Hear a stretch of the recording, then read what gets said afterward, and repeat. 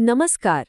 चलिए आज बात करते हैं भारत के इतिहास के उस दौर की जब एक बहुत बड़ा साम्राज्य बिखर रहा था और उसकी जगह लेने के लिए एक ट्रेडिंग कंपनी दुनिया की सबसे बड़ी ताकत बनने की राह पर थी।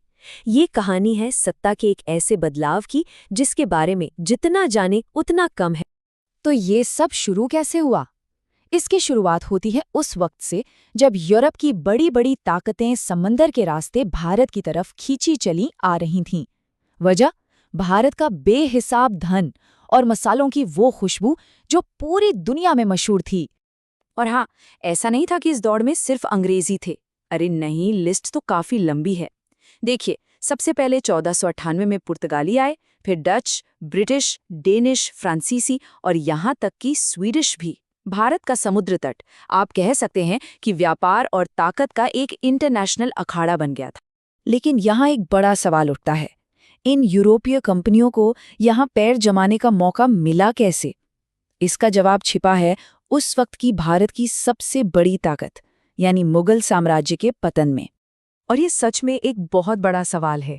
एक ऐसा साम्राज्य जिसने सदियों तक इस उपमहाद्वीप पर हुकूमत की, वो आखिरकार ताश के पत्तों की तरह बिखरने क्यों लगा?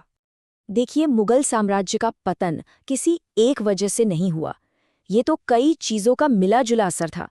एक तरफ औरंगजेब की नीतियों ने शाही खजाना खाली कर दिया था। फिर उनके बाद जो शासक आए वो कमजोर साबित हुए और आपस में ही लड़ते रहे। इसी कमजोरी का फायदा उठाकर मराठों जैसी क्षेत्रीय ताकतें सिर उठाने लगी और ऊपर से नादिर शाह और अब्दाली के हमलों ने तो जैसे कमर ही तोड़ दी। नतीजा ये हुआ कि दिल्ली की सत्ता के केंद्र में एक बहुत बड़ा खालीपन, एक पावर वैक्यूम पैदा हो गया। और राजनीति का एक सीधा सा नियम है कि जब सिंहासन खाली होता है तो दावेदार हजारों खड़े हो जाते हैं। मुगलों के पतन ने भारत को एक ऐसे मोड़ पर ला खड़ा किया जहां हर कोई दिल्ली के तख्त पर अपनी नजर गड़ाए बैठा था। इस दौड़ में खिलाड़ी भी कई थे। एक तरफ मराठा, मैसूर और सिख जैसी ताकतवर भारतीय रियासतें थीं, तो दूसरी तरफ थीं यूरोप की कंपनियां, खासकर फ्रांसीसी और ब्रिटिश, जिनके इरादे अब सिर्फ व्यापार तक सीमित नहीं थे। लेकिन ऐसा बिल्कुल नहीं था कि भारतीय शासक चुपचाप बैठे थे।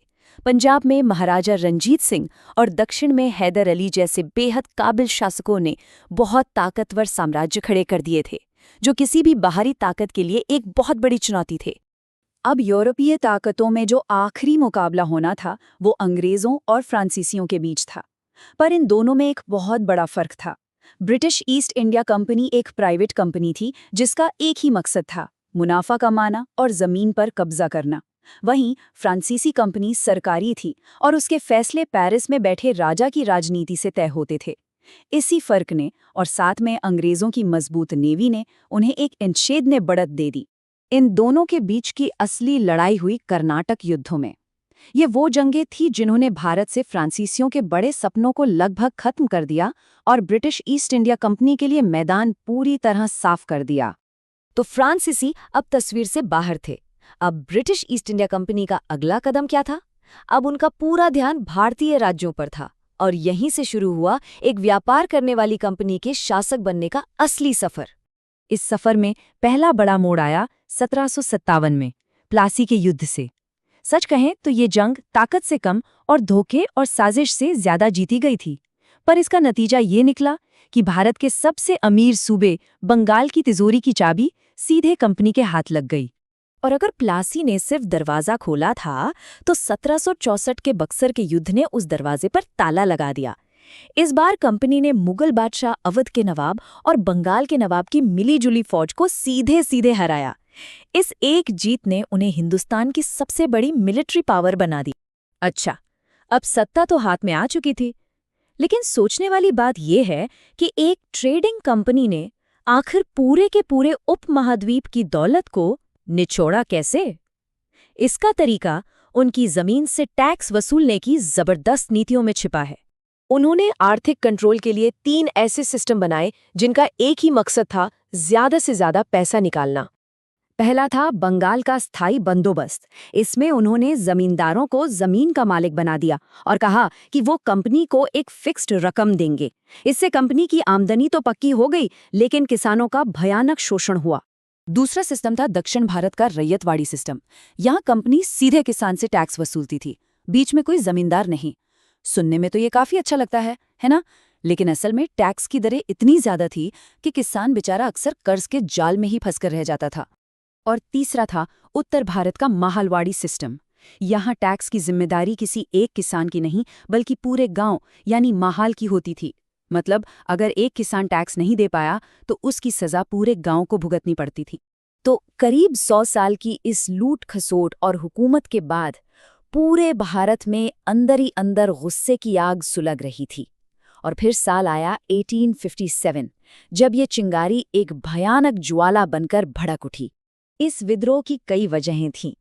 राजनीतिक तौर पर देखें तो लॉर्ड डलहौजी की डॉक्ट्रिन ऑफ लैप्स जैसी नीतियां थीं, जिसके तहत राजा की अपनी संतान न होने पर उसका राज कंपनी हड़प लेती थी। और तो और मुगल बादशाह बहादुर शाह जफर की बेइज्जती से भी लोगों में बहुत गुस्सा था। आर्थिक मोर्चे पर तो हालत और भी खराब थी। कंपनी की नीतियों ने भारत के छोटे मोटे उद्योगों को तबाह कर दिया था और टैक्स वसूलने के सख्त तरीकों ने किसानों को गरीबी और भुखमरी की कगार पर ला खड़ा किया था। इसके साथ साथ लोगों में एक डर भी बैठ गया था कि अंग्रेज उनके धर्म और रीति रिवाजों को खत्म करना चाहते हैं। सती प्रथा पर रोक जैसे कुछ सुधारों और ईसाई मिशनरियों की बढ़ती गतिविधियों ने इस डर को और भी हवा दे दी। माहौल तो पूरा तैयार था, बस एक चिंगारी की जरूरत थी। और वो चिंगारी बनी नई एनफील्ड राइफल के कारतूस। अफवाह ये फैली कि इन कारतूसों पर गाय और सुअर की चर्बी लगी है और इन्हें सिपाहियों को मुंह से काटना पड़ता था।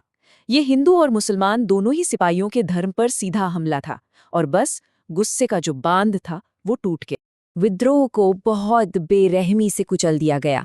कंपनी राज खत्म हुआ और भारत पर सीधा ब्रिटिश ताज का शासन हो गया। लेकिन इस विद्रोह ने भारत के इतिहास का रुख हमेशा के लिए बदल दिया। ये भले ही उस वक्त कामयाब ना हुआ हो, पर इसने वो चिंगारी सुलगा दी जो 90 साल बाद आज़ादी की मशाल बनी। तो सवाल ये उठता है कि क्या 1857 ही भारत की आज़ादी की लंबी लड़ाई का असली आगाज़ था? ये एक ऐसा सवाल है जो आज भी हमें सोचने पर मजबूर करता है।